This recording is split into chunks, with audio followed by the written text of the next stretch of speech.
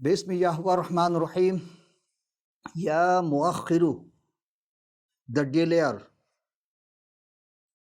پیچھے رکھنے والا، تمام حمد و ستائش، تعریف و توصیف وہ زندہ ذات وحدہ لا شریک کے لیے جو ہم سب کے اور کل کائنات کا خالق و مالک ہے۔ اسی کے پاک نام کو جلال دیتے ہوئے آج حقیق عرفان میں آپ تمام سامعین ناظرین خدمت میں سلام اور خوش آمدید۔ عزم آج ایک نئے عنوان سے، نئے ذکر کے ساتھ جو ہم نے منتخب کیا اسماء الحسنہ میں، یعنی مظہر صفات خداوندی میں، وہ ہے یا مؤخرو، پیچھے رکھنے والا۔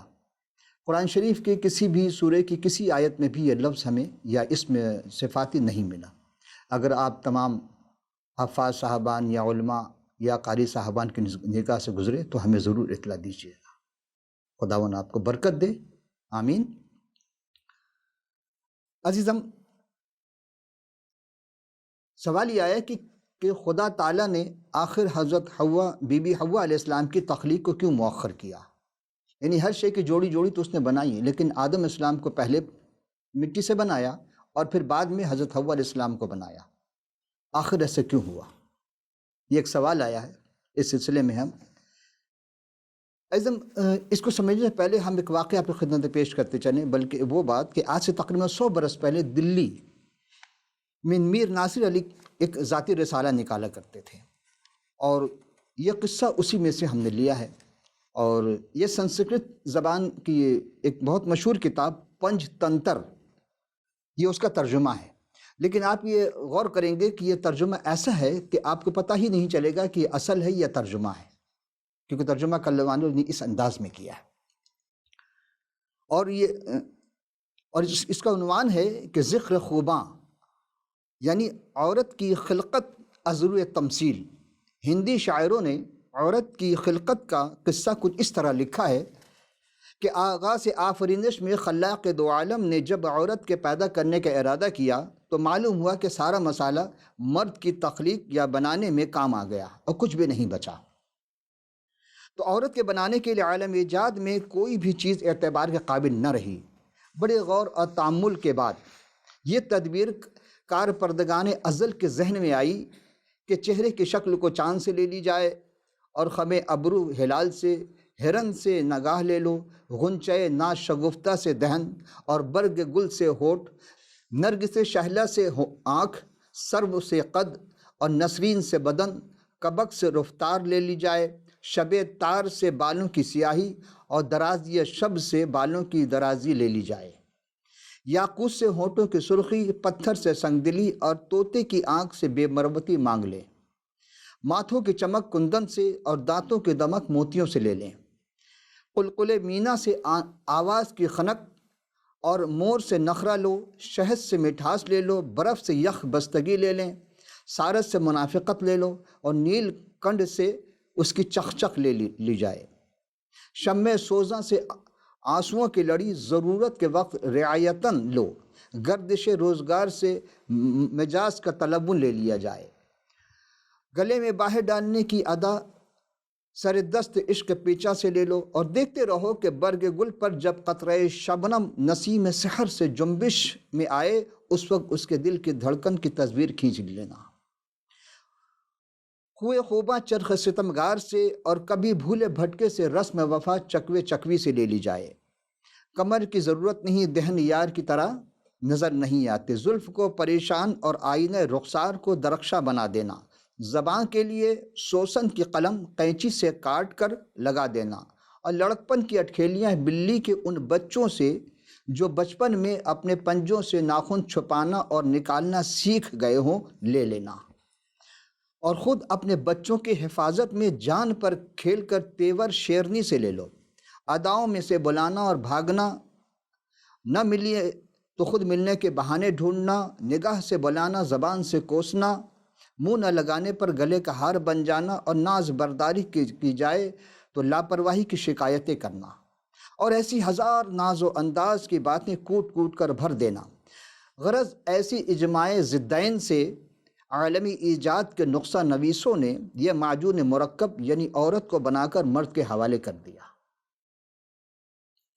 کہتے ہیں کہ اس واقعے کے چند روز کے بعد حضرت انسان خدا کے پاس شکایت لے کر پہنچا کہ پروردگار مالک کائنات، یہ جو تحفہ مجھے عطا ہوا ہے میرے لیے بلائے جان ہے، اس کو واپس لے لیا جائے، اس نے میری زندگی اجیرن کر دی، اس کی زبان خندق نظر سے زیادہ تیز ہے، یہ بلا کی طرح پیچھے پڑی رہتی ہے، مجھے کسی طرف نگاہ اٹھا کر دیکھنے نہیں دیتی، اس کے مارے مجھ سے کوئی کام نہیں ہوتا، بے سبب خفا رہتی ہے، اس سے پیچھا چھوڑانا مشکل ہو گیا ہے، میری اس کی نہیں بنتی۔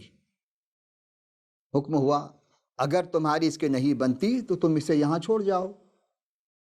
جو 2-4 دن ہی گزرے ہوں گے کہ حضرت انسان پھر خالق کے پاس حاضر ہوئے اور عرض کی پروردگار جب سی عورت چھٹی ہے مجھے تکلیف ہے، رات دن اس کا خیال رہتا ہے، گھر اجڑ گیا، زندگی کا لطف جاتا رہا، شب تار بھی وہ چاند سا چہرہ رہ رہ کر جب یاد آتا ہے، پریشانیوں میں زلف پریشان کا خیال جو بہک جاتا ہے تو پہرو نیند اچٹ جاتی ہے۔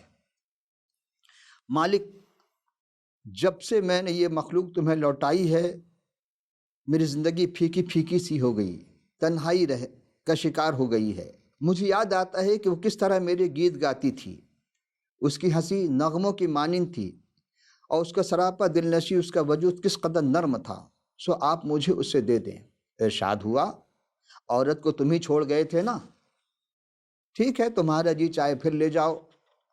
کیا دیکھتے ہیں دوسرے تیسرے دن حضرت انسان پھر خدا کے پاس پہنچا اور عرض کی بندے درگاہ کچھ عرض نہیں کر سکتا، بور کے لڈو ہے، کھائے سے پچھتائے نہ کھائے سے پچھتائے۔ میں نے بہت غور کیا کہ عورت سے اس قدر آرام نہیں جس قدر تکلیف ہے۔ انسان نے کہا حضور اس کے ساتھ تمام عمر کاٹنی مشکل ہے۔ جواب ملا اس کے بغیر بھی تمہیں جینا مشکل ہو گیا تھا۔ اس کے بعد فرشتوں کو حکم ہوا کہ اسے بکنے دو، کارخانہ عالم میں اور بھی بہت سارے ضروری کام ہیں، یہاں ایسی فرصت نہیں کہ بیکار کے جھگڑوں میں پڑیں۔ غرض جس نے جیسا سمجھا ویسا ہی عورت کے لیے لکھا۔ اور علامہ اقبال کہتے ہیں کہ وجود زن سے ہے تصویر کائنات میں رنگ، اور اسی کے ساتھ سے ہے زندگی کا سوز دروں۔ اذان گرامی اگر آپ غور کریں گے تو بہت ساری باتیں ہمارے یہاں ایسی گڑھی گئی ہیں، ایسی لکھی گئی ہیں جس کا کوئی سر پیر نہیں ملتا۔ ہم بہت غور کرنے کے بعد اس نتیجے پر پہنچے ہیں کہ کچھ باتیں ہم آپ کو ایسی سناتے چلیں تاکہ آپ اس سے محظوظ نہ ہو بلکہ صحیح سبق حاصل کر سکیں۔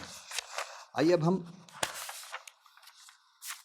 اس سوال کی جانب کہ آئیے کہ خدا تعالیٰ نے آخر حضرت بی بی حوا علیہ السلام کے لیے کی جو تخلیق ہے اسے مؤخر کیوں کیا، یہ سوال تھا۔ تو دیکھتے ہیں مولانا ضیاء الرحمن ذاکر امینی دارالعلوم رسولیہ قصبہ نگر بھرتپور، اور وہ کہتے ہیں کہ ان کا یہ پیغام نظر سے گزرا ہے کہ عوام الناس میں مشہور ہے کہ دادی حوا بی بی حوا علیہ السلام کو حضرت دادا حضرت آدم علیہ السلام کی بائیں جانب کی سب سے اوپر پستی سے پیدا کی گئی۔ دراصل یہ تصویر بائبل کی پیدائش دوسرے باب کی آیت نمبر 22 تا 24 میں ہے۔ پھر وہاں سے اسلام میں روایت آیا ہے کہ اس طرح پھر لکھی گئی۔ اور دوسری چیز روح المعانی سورۃ نساء کی تفسیر کرتے ہوئے خلق من نفس واحدہ کی تفسیر میں حاشیہ میں خود مفسر ہیں محمد باقر علیہ رحمہ۔ اور یہ باقر کون ہے؟ یہ باقر بن علی بن حسین بن علی، یعنی چوتھے خلیفہ تھے مسلمانوں کے، علی، ان کے بیٹے حسین، ان کے بیٹے علی یعنی زین العابدین، اور ان کے بیٹے باقر۔ یہ تفسیر لکھتے ہیں، اس میں ان سے نقل کیا گیا ہے کہ جس مٹی سے حضرت آدم علیہ السلام پیدا کیے گئے تھے اسی کے باقی ماندہ یعنی بچی ہوئی مٹی سے حضرت حوا علیہ السلام کی پیدائش کی گئی تھی۔ ویسے یہ بات عقل میں آنے والی ہے کیونکہ تمام حیوانات جن میں توالد و تناسل کا سلسلہ قائم ہے ان کے پہلے افراد یعنی نر اور مادہ مٹی سے ہی پیدا کیے گئے، کوئی مادہ نر سے کی پسلی سے پیدا نہیں کی گئی، وغیرہ وغیرہ، واللہ عالم بالصواب۔ آئیے اسی چیز کو ان کے دادا یعنی کہ پردادا علی جو خلیفہ تھے مسلمانوں کے، ان کا ارشاد دیکھتے وہ کیا فرماتے ہیں۔ الاشباء النظائر کتاب کا نام ہے، جلد دوم اور صفحہ 570۔ الفصول مہمہ فی مناقب الائمہ کے حوالے سے ایک مسئلہ آیا تھا ان کے زمانے میں۔ ایک مخنث کی جب ایک شخص نے ایک مخنث کو شادی کے موقع پر اپنی بیوی کو مہر میں دیا، اور وہ اس کی بیوی نے اسے جب حوالے کیا اپنے شوہر کے، تو وہ جو لونڈی جو کہلاتی تھی وہ حاملہ ہوئی اور اس سے ایک بچہ پیدا ہوا۔ اور پھر وہ کہتے ہیں کہ وہ جو مخنث وہ کسی اور سے مباشرت کیا تو اس سے اس لونڈی سے ایک اور لڑکا پیدا ہوا جمع سے۔ اب یہ مسئلہ کچھ اس طرح گھمبیر ہو گیا کہ یہ کیسے ہو سکتا ہے، ایک ہی وقت میں ایک وہ بچہ بھی جنے اور وہ دوسرے سے مجامعت کرے تو اس سے بھی بچہ پیدا ہو۔ اس سلسلے میں انہوں نے جب بلایا اور حضرت علی کے پاس یہ فیصلے کے لیے خدمت پیش کیا، تو آپ نے اس کا سوال متاثر ہو کر کے جب دیکھا تو اپنے دو غلام جس کا نام برق اور قمبر تھا ان دونوں کو بلایا اور کہا کہ دیکھو کہ ان کی پسلی گنو، دائیں طرف 12 ہونی چاہیے اور بائیں طرف اگر 11 ہو تو مرد ہے، اور اگر دونوں طرف دائیں بائیں 12 ہوں تو وہ عورت ہے۔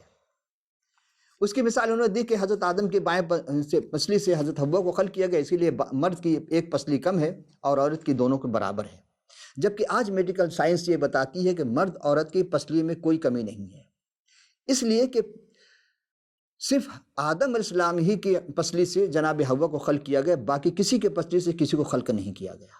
یہ خدا کی قدرت تھی کہ اس نے انہی سے نکالا گیا تھا۔ یہ ہم آگے چل کے جب ہم توریت شریف کی تلاوت کریں گے تو ہم اس کی تفصیل آپ کو بتائیں گے۔ تو یہاں بھی ہم دیکھتے ہیں کہ پھر جب انہوں نے اس چیز کو ثابت کر دیا تو فرق ظاہر کیا کہ یہ عورت یہ جو اسے الگ کر دیا گیا کہ یہ اب اس جگہ نہیں جائے گی، مرد کے ساتھ نہیں رہے گی۔ وہ جو مخنث تھا اس کو کہا کہ یہ مرد ہے، چونکہ اس کے پسلی بائیں سے کم تھی اور دائیں کی زیادہ تھی، اس لیے کہا کہ یہ مرد ہے۔ عزیزان گرامی، ایک اور واقعہ جو اسی کتاب میں درج ہے کہ اللہ تعالیٰ نے حضرت آدم کو اکیلا پیدا فرمایا۔ جب اللہ تعالیٰ نے آدم علیہ السلام پر احسان کا ارادہ فرمایا تو اس کا جوڑا پیدا فرمایا تاکہ ان میں سے ہر ایک اپنے جوڑے سے سکون حاصل کرے۔ جب حضرت آدم علیہ السلام سو گئے تو اللہ تعالیٰ نے ان کے بائیں جانب سے اماں حوا علیہ السلام کو پیدا فرمایا۔ جب بیدار ہوئے تو ان کے بائیں جانب حسین و جمیل عورت بیٹھی تھی، تو اس لیے مرد کے بائیں جانب سے پسلی سے عورت سے کم ہوتی ہے اور عورت کی دونوں جانب پسلیاں برابر ہوتی ہیں۔ کل پسلیوں کی تعداد 24 ہے، 12 دائیں جانب اور 12 بائیں جانب۔ عزم یہ تو ہم پیش کر چکے حدیث، ایک اور حدیث میں ہم آپ کی خدمت پیش کر رہے ہیں اور یہ پیغام اسلام سے ہے۔ تصریح اس طرح ہے کہ عورت ٹیڑھی پسلی سے پیدا کی گئی، اگر تم اسے سیدھا کرنا چاہو تو یہ ٹوٹ جائے گی، اس لیے تم اس کو اپنی حالت میں چھوڑ دو اور اس سے نفع اٹھاتے رہو۔ عزیزان گرامی قدر، یہاں ہم آپ کی خدمت ایک اور تفسیر ماجدی اس سلسلے میں اہل علم و عرفان سے رجوع کرنے سے پتہ چلتا ہے کہ تفسیر ماجدی میں اس سے ملتا جلتا موقف اختیار کرتے ہوئے کہا گیا۔ وہ لکھتے ہیں کہ تخلیق حوا کی تفصیلی کیفیت قرآن شریف میں موجود نہیں ہے، یکسر کسی حالت رہی نہیں، اور حدیث سے اس کا بھی یہی حال ہے۔ جس مشہور حدیث سے کہ روح سے حضرت حوا اور آدم کی پسلی کا تذکرہ کیا گیا، پیدا ہونا ہے، اس کا ذکر نہ حضرت آدم کا ہے نہ حضرت حوا کا ہے، محض عورت کی پیدائش اور کشرشتی کا بیان ہے کہ آثار میں جو روایت ملتی ہے وہ روایت تورات کی آواز بازگشت ہے، اور تورات کا بیان ہے کہ خدا تعالیٰ نے آدم پر پیاری نیند بھیجی، سو وہ سو گیا، اس کی پسلیوں میں سے ایک پسلی نکالی، اس کے بدلے میں گوشت بھر دیا۔ خدا تعالیٰ نے اس پسلی سے جو آدم کے بائیں پسلی سے نکالی تھی ایک صورت بنا کر آدم کے پاس بھیجا گیا۔ یہ باتیں تھیں، ہم نے آپ کی خدمت میں پیش کی۔ اب آئیے توریت شریف کی جانب ہم چلتے ہیں اور دیکھتے ہیں کہ ہاں اس میں کیا ہے۔ توریت شریف کا پہلا سورہ جسے پیدائش، تکوین یا جنزس کہتے ہیں، اور اس کی پہلی رکوع کے 27ویں آیت کی ہم تلاوت کرتے ہیں۔ میں یوں مرقوم ہے کہ خدا نے انسان کو اپنی صورت پر پیدا کیا، خدا کی صورت پر اس کو پیدا کیا، نر ناری اس کو پیدا کیا۔ اب آپ اہل عرفان کی توجہ کا میں طالب ہوں یہاں پر کہ نر ناری پیدا کیا، اس کا کیا مطلب ہے؟ وہ بھید کی باتیں اہل عرفان کے لیے ہم حقیقی عرفان ہی میں اسی لیے اس پیش کرتے ہیں تاکہ آپ کے ذہن میں کسی قسم گنجلت نہ رہ جائے، کیونکہ حقیقی عرفان کا مفہوم یہی ہے کہ وہ عرفان کی باتیں، وہ بھید کی باتیں ہم آپ کو حقیقت سے آشکارا کرتے ہیں۔ تو چونکہ حضرت آدم ہی نے جتنے بھی جانور تھے، جاندار تھے، سب کے جوڑی جوڑی کے تھے، ان کے نام رکھے، لیکن حضرت آدم کی طرح کوئی بھی نہیں تھا جو ان کی جوڑی کے مد مقابل. اسی لیے پروردگار عالم نے آپریشن کر کے اس جگہ گوشت بھر دی. تو پھر اس ہڈی کا کیا کیا اس نے؟ اس سے ایک عورت یعنی دلہن بنا کر اسے حضرت آدم اسلام کے پاس لایا. جب آدم ہوش سے آئے تو کہا ارے یہ تو میری ہڈی میں سے ہڈی اور میرے گوشت میں سے گوشت ہے، اس لیے وہ ناری کہلائے گی کیونکہ وہ نر سے نکالی گئی ہے. اور اب 24ویں آیت میں ہم دیکھتے ہیں اس واسطے مرد اپنے باپ کو چھوڑے گا اور اپنی بیوی سے ملا رہے گا تاکہ وہ ایک تن ہوں گے، یعنی دونوں کی رفاقت. یہاں ہم دیکھتے ہیں کہ آدم اور حوا یعنی دونوں میاں بیوی برہنے تھے لیکن شرماتے نہ تھے. یہاں جسمانی طور پر اور روحانی طور پر دونوں ایک دوسرے سے کچھ بھی نہ چھپاتے تھے، سب شیشے کے مانند شفاف. اور وہاں یہ تھا کہ پروردگار عالم سے انہیں جو رفاقت تھی، جو محبت تھی، جو گفتگو ہوا کرتی تھی ٹھنڈے وقت میں، وہ لطف اندوز ہوتے تھے کہ روزانہ پروردگار ان کا خالق و مالک ان سے ملنے کے لیے آتا تھا. اور پھر تخلیق میں تاخیر کیوں ہوئی؟ اس لیے تاکہ آدم کے لیے اپنے اس چیز کے لیے جس سے طلب ہوتی ہے انسان کو کہ وہ اکیلا کیوں رہتا تھا. پھر خدا نے کہا کہ آدم کا اکیلا رہنا اچھا نہیں، تاکہ وہ محبت، وہ جاذبیت، وہ چاشنی، وہ حقیقت، وہ عشق، وہ لذت کی چیزیں جو تمام جانوروں میں تھی، تمام جانداروں میں تھیں، وہ آدم کے پاس نہیں تھی، چونکہ آدم جیسا کوئی نہیں تھا. پھر خدا نے کہا تھا کہ ہم آدم کو کے ہی جیسا ایک اور بنائیں گے. تو خدا نے حوا کو بھی آدم ہی کے جیسا بنایا، لیکن ساخت میں تھوڑی سی تبدیلی کی. لیکن صورت کے اعتبار سے، شبیہ کے اعتبار سے دونوں خدا ہی کے شبیہ تھے، کیونکہ خدا نے کہا ہم آدم کو اپنی شبیہ کے اور صورت پہ بنائیں گے، اور بنایا خدا نے. اور پھر کیا کہا کہ یہاں فخر کی بات یہ ہے، ہم کہتے ہیں کہ ہم اولاد آدم ہیں. کیا میاں بیوی ایک ساتھ مل کر ایک دوسرے کی دعا کرتے ہیں؟ یہ ایک الگ بات آئی ہے.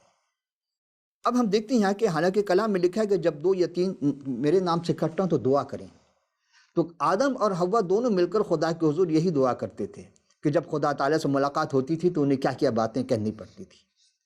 عزیزان گرامی، ہم دیکھتے ہیں کہ خدا تعالیٰ نے جب حضرت آدم کے اندر وہ ساری چیزیں رکھی تھیں، وہ کشش، وہ ساری باتیں تھیں، لیکن وہ چیز نہیں تھی جو مخفی تھی، جو بھید تھا، یعنی حضرت حوا ان کے پاس نہیں تھی بظاہر. لیکن آج میڈیکل سائنس بتاتی ہے طب کے اعتبار سے کہ مرد ہی کے اندر دونوں جرثومے پائے جاتے ہیں، وہ دونوں جنین پائی جاتی ہیں جس کو ایکس اور وائی کہا جاتا ہے. اب جو وائٹ ایکس چیز تھی وہ حضرت آدم کے جسم سے نکال کر ان کے لیے بنایا گیا. خواتین جو ہیں ان کے پاس ایکس ہے اور مرد جو ہیں ان کے پاس ایکس وائی دونوں ہے. لہٰذا میاں بیوی میں اگر کافی دیر تک اگر بچیاں پیدا ہوں تو اس کا مطلب ہے کہ مرد کے جراثیم میں وائی نہیں ہے، وائی سیل نہیں ہے، ایکس سیل زیادہ ہے. اور نہ ہونے کی ایک جدید وجوہات یہ آتی ہے کہ جو لوگ وہ سافٹ ڈرنک جو براؤن کلر کے آتے ہیں وہ یوز کرنے کی وجہ سے ان کے وائی سیل جو ہیں وہ دم توڑ جاتے ہیں، وہ دب جاتے ہیں، یا اس کے اندر اتنی طاقت نہیں، تو وہ پاور نہیں ہوتی. اب یہ دیکھنا ہے کہ جہاں سے لڑکیاں لڑکے پیدا ہوتی ہیں تو پھر ہم یہ دیکھتے ہیں اس گھروں میں لڑائیاں ہوتی ہیں. ساس کہتی ہے کہ ہمیشہ یہ بیٹی جنتی ہے، جبکہ وہ خود بھی تو ابھی بیٹی پیدا ہوئی تھی کسی زمانے میں. لیکن یہ نہیں دیکھا جاتا ہے قصور لڑکی کا نہیں ہے، بہو کا نہیں ہے، بلکہ بیٹے کا ہے. یہ کبھی ہم نہیں دیکھتے. تو یہ ہم ان تمام گھرانے سے گزارش کرتے ہیں کہ آپ اس چیز کو مد نظر رکھیں کہ صرف بہو پہ الزام نہ رکھیں بلکہ بیٹے کا بھی میڈیکل چیک اپ کرائیں. یہ ہے یہاں پہ ایک اور بات کہ ہم ایک اور جانب چلتے ہیں کہ سوال پھر وہی آتا ہے کہ آخر حضرت آدم کے بائیں پسے جو حضرت حوا کو خلق کیا گیا تو وہاں ہمیں کیا چیز ملی؟ کتاب مقدس سے ہم یہ حضرت یسعیاہ اسلام کا صحیفہ اور اس کے 14ویں رکوع کی 12 سے 15 آیت کی ہم تلاوت کریں گے. اس کے اندر ہم دیکھیں گے کہ خدا تعالیٰ نے کس کو مؤخر کیا. اب تک تو آیا کہ جی اس نے حوا کو مؤخر کیوں کیا، لیکن آئیے ہم چلتے ہیں کہ وہ جو سوال کیا تھا کہ جو بہکایا تھا ابلیس، اس کے بارے میں ہم چلتے ہیں. چونکہ خدا نے اس کو مؤخر کیا ہے اور وہ آخر تک وہی مؤخر رہے گا. وہ ابلیس جس نے حضرت حوا کو بہکایا، جس کی وجہ سے آدم اور حوا دونوں، کیونکہ کہا تھا کہ تم اس درخت کا پھل نہ کھانا، جس دن کھاؤ گے اس دن مرو گے. تو اب آئیے دیکھتے ہیں کہ وہ کون ہے. اے صبح کے روشن ستارے، تو کیوں کر آسمان پر سے گر پڑا؟ اے قوموں کو پست کرنے والے، تو کیوں کر زمین پر پٹکا گیا؟ تو اپنے دل میں کہتا تھا میں آسمان پر چڑھ جاؤں گا، میں اپنے تخت کو خدا کے ستاروں سے بھی اونچا کروں گا، اور میں شمالی اطراف میں جماعت کے پہاڑ پر بیٹھوں گا، میں بادلوں سے بھی اوپر چڑھ جاؤں گا، میں خدا تعالیٰ کی مانند بنوں گا، لیکن تو پاتال میں گڑھے کے تہ میں اتارا جائے گا۔ عزیزو، یہاں ایک ستارے سے تشبیہ دی گئی، چونکہ یہ جو ابلیس بنا بعد میں، یہ بہت ہی روشن ستارہ مانا جاتا تھا اس وقت۔ فرشتوں کو استاد باز کہتے ہیں کہ یہ فرشتوں کا بہت بڑا استاد تھا، اور اس نے جب یہ تکبر کیا اور خدا کے مد مقابل اپنے آپ کو لے آیا، بلکہ خدا سے بھی اپنے آپ کو بڑا بنانے کی کوشش کیا۔ آج بھی بہت سے لوگ عہدہ مل جاتا ہے تو وہ اپنے آپ کو خدا بن بیٹھتے ہیں۔ اس نے بھی جب کوشش کی اور خدا کے مانند بننا چاہا تو پھر کیا ہوا؟ پھر ہم چلتے ہیں حزقیل کا صحیفہ، یہ حزقیل ایک نبی تھے، ان کا صحیفہ، اور اس کی 28ویں آیت میں بہت تفصیل سے درج ہے یہ، لیکن ہم اس کی چند باتیں آپ کی خدمت میں پیش کرتے چلیں گے کہ حضرت حزقیل پر خدا کا کلام کا نزول ہوتا ہے، اور کہتے ہیں اے آزاد والی سور سے کہہ کہ خداوند یوں فرماتا ہے، اس لیے کہ تیرے دل میں گھمنڈ سمایا اور تو نے کہا کہ میں خداوند ہوں اور وسط بحر میں الہی تخت پر بیٹھا ہوں، اور تو نے اپنا دل الہ کا سا بنایا، اگرچہ تو الہ نہیں بلکہ انسان ہے۔ یہ چونکہ جس زمانے کی بات ہو رہی ہے، اس زمانے کے بادشاہ سے، سور کے بادشاہ کے خلاف جناب حزقیل کو بھیجا جا رہا تھا، وہاں انہوں نے نبوت کرنی تھی۔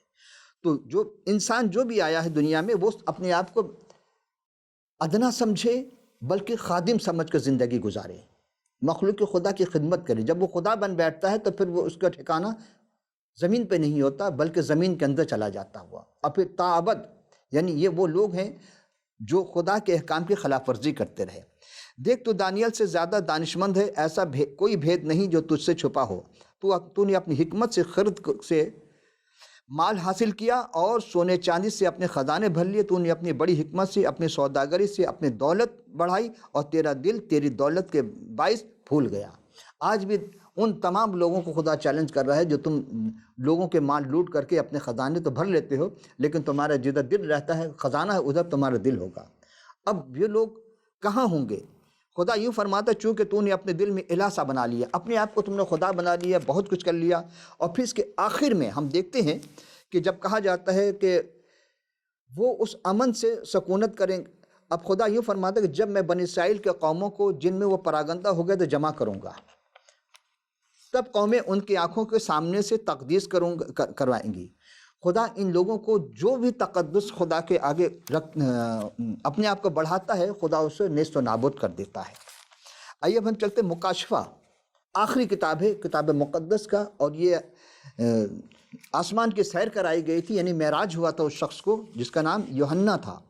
تو یوحنا عارف کا مکاشفہ، یہ بہت بڑے عارف بھی تھے، عارف باللہ ان کو کہنا چاہیے، اور انہوں نے وہ تمام باتیں لکھی ہیں جو آنے والے وقت کے متعلق ہے۔ اس کے 19ویں رکوع کی 19ویں آیت میں ہے کہ پھر میں نے اس حیوان اور زمین کے بادشاہوں اور ان کی فوجوں کو اس گھوڑے کے سوار اور اس کی فوج سے جنگ کرنے کے لیے اکٹھے دیکھا، اور وہ حیوان اور اس کے ساتھ وہ جھوٹا نبی پکڑا گیا جس نے اس کے سامنے ایسے نشان دکھائے تھے جن سے اس نے حیوان کے چھاپ لینے والوں اور اس کے بت پرستش کرنے والوں کو گمراہ کیا تھا۔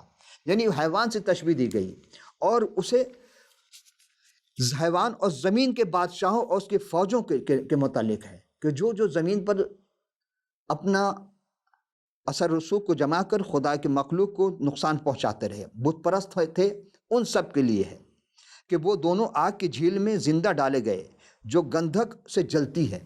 یہاں بتایا جا رہا ہے کہ باقی گھوڑے کے سوار کی تلوار سے اور اس کے منہ سے نکلتی قتل کیے گئے، اور سب پرندے ان کے گوشت سے شائر ہو گئے۔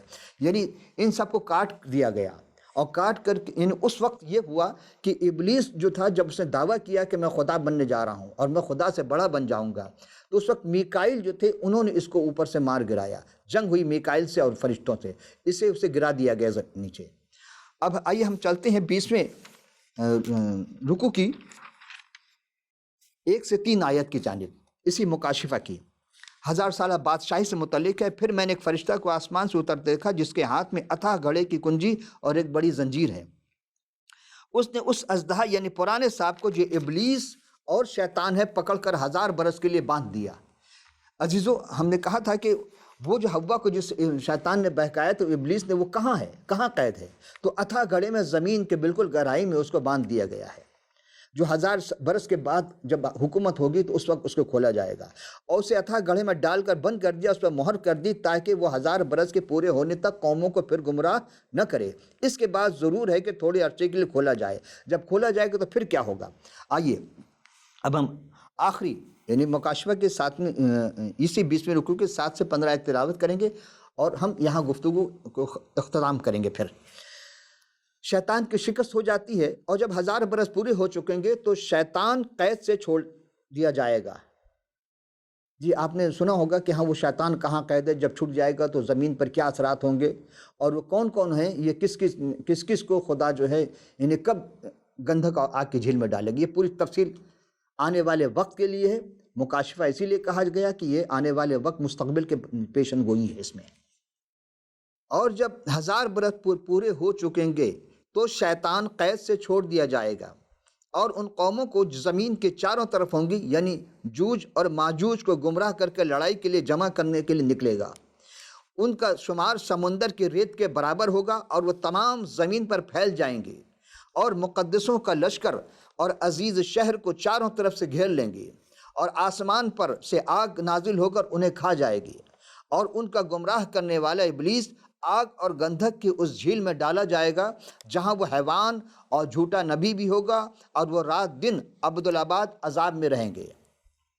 اب آخری عدالت کہ پھر کیا ہوگا جب حضرت جناب مسیح اس دنیا میں دوبارہ جب جلوہ افروز ہوں گے، وہ آخری عدالت کریں گے، تو اس وقت کیا ہوگا؟